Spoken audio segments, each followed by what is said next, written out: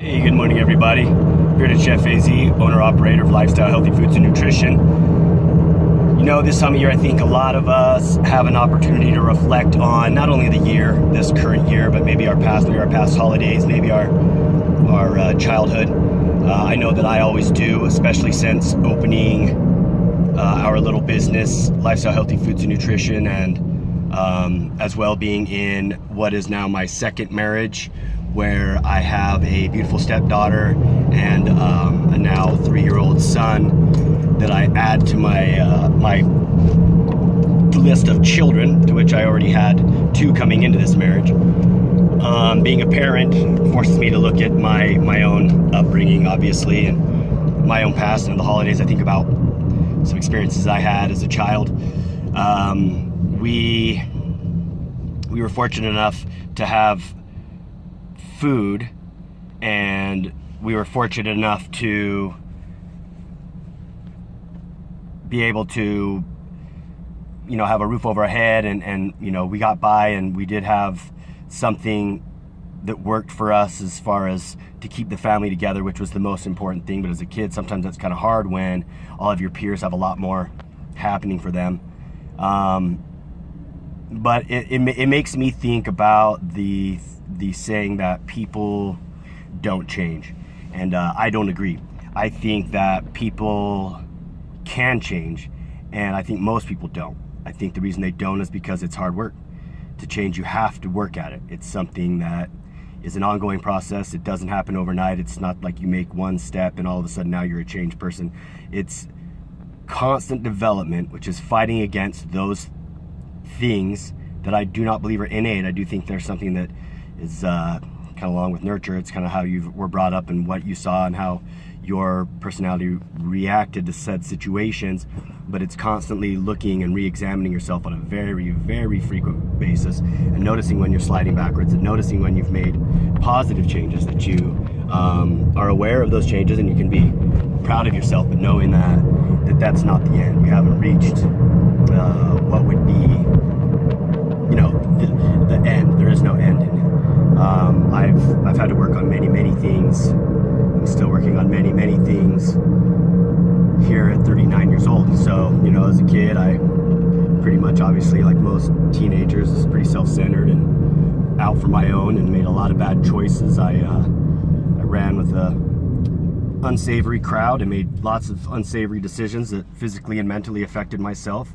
I passed up the opportunities for a higher education and advanced learning to hang out with my peers and make reckless, dangerous decisions that have cost me time and time again. Actually, still some of those things showing their head now and again as I was an adult.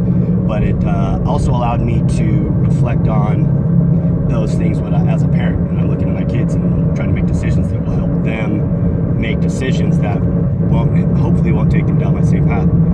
But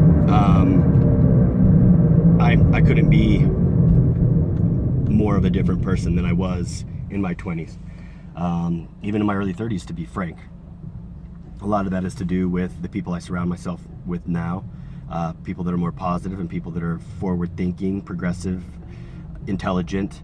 One of those people being Anita Stanley, of course, my wife.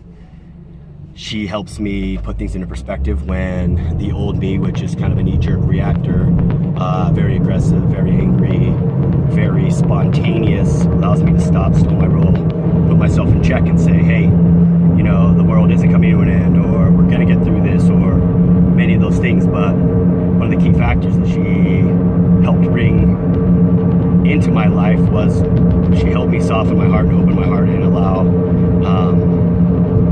our Lord and Savior Jesus Christ into my life. I mean, I've never been a religious person.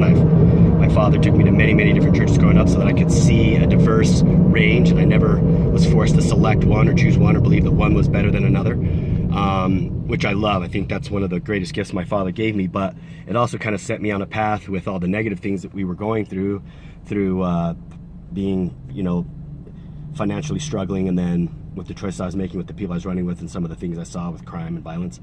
I became an atheist / agnostic / pain in the ass, quite frankly. Where now I have faith. I pray. I think I'm a better man for those opportunities to see the blessings and ask for the guidance and ask for the help, because I can't do it myself. Not only do I get help from my family and friends, but you know, I put it in the hands of God, and He continually allows me to be a better me and to change and to grow. And during these holidays, you know, sales in our company drop, which puts us in a financially struggling situation. But that forces me to find and seek the blessings that we do have, that I do have with my family, that we are still stronger than we were last year and that we were last month. And I'm a blessed person, and I do believe that people can change, people do change. And it's something that we have to work at and support each other and uplift each other. There's a lot of good in this world. I think there's a lot more good than people realize, because it's just easier to focus on the bad. It's like bad word of mouth. It spreads like wildfire. You're going to tell everyone about your bad experience in a restaurant, but how many people are going to tell about the good? Only someone that asks.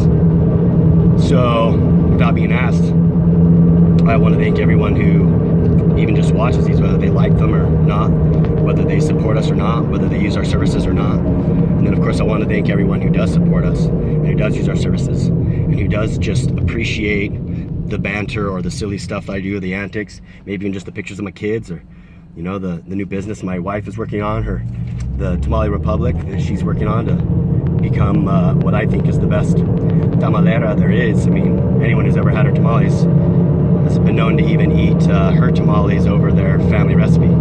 So she's amazing, and everything's amazing in our lives, and I hope we can brighten someone's day on a regular basis. And if you ever need anything, please reach out. I'm always willing to help. I've been helped so many times. I've got more help to share than I really can even express. Anyway, happy holidays, Merry Christmas, Happy Hanukkah. I don't remember all of them, so please don't think that I'm singling out. I just believe that we've all been blessed, and if I can pass it along to you guys, you know, let's do this. Anyway, happy holidays, people.